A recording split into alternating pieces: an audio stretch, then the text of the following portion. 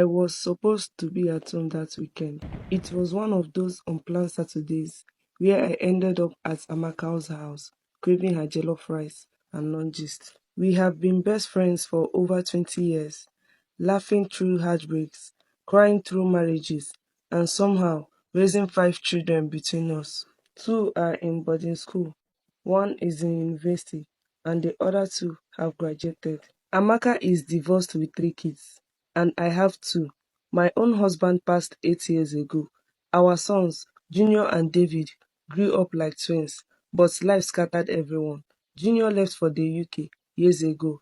Life hasn't been easy, but we have been standing.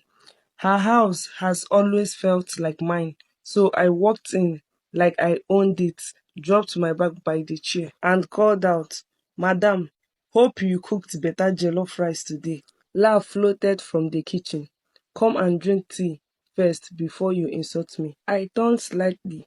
A tall, handsome young man leaned on the door with bottled water in his hand, clean haircut, firm chest, full beard, broad shoulders, well-fitted shirt.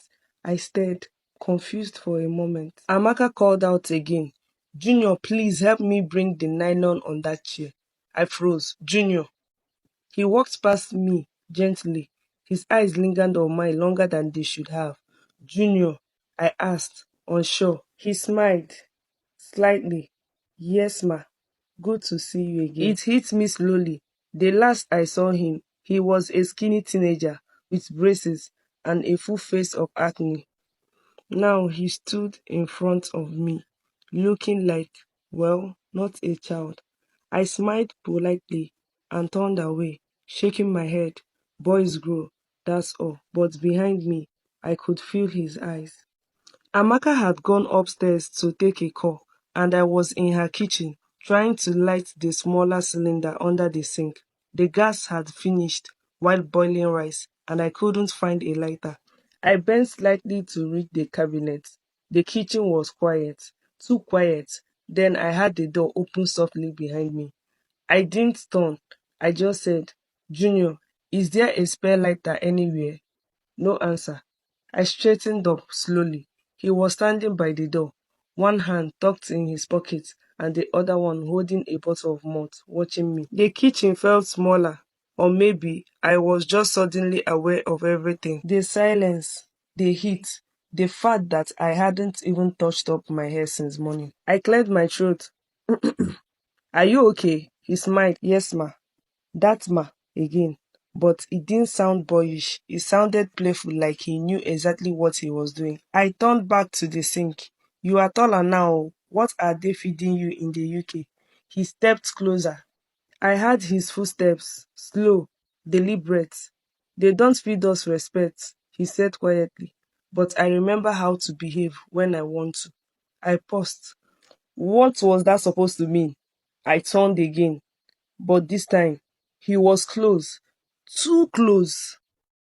He stood close, not touching me, not saying anything wrong, but I could feel his cologne, warm and expensive.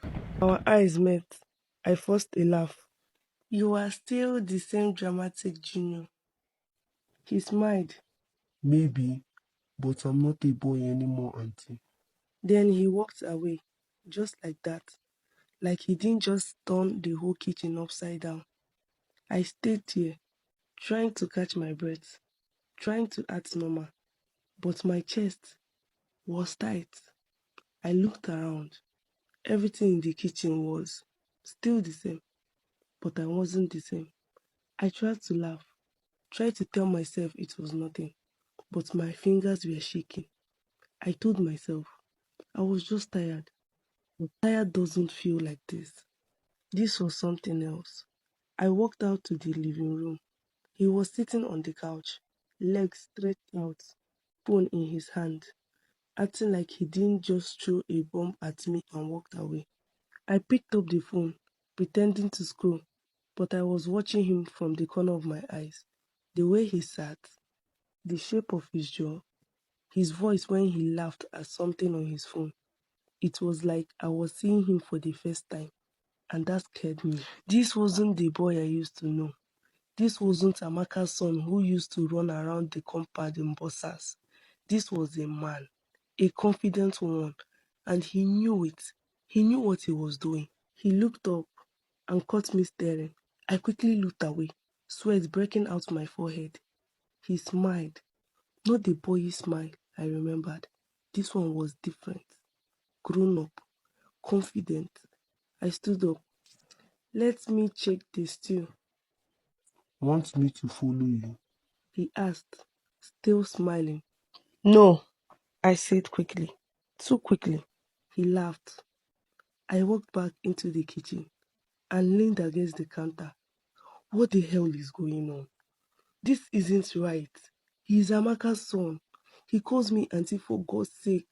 But here I was, in his mother's kitchen, trying to catch my breath because Junior smiled at me. I closed my eyes and tried to snap out of it. But I couldn't because for the first time in my life, I didn't feel like his aunt. And worse, I didn't want to.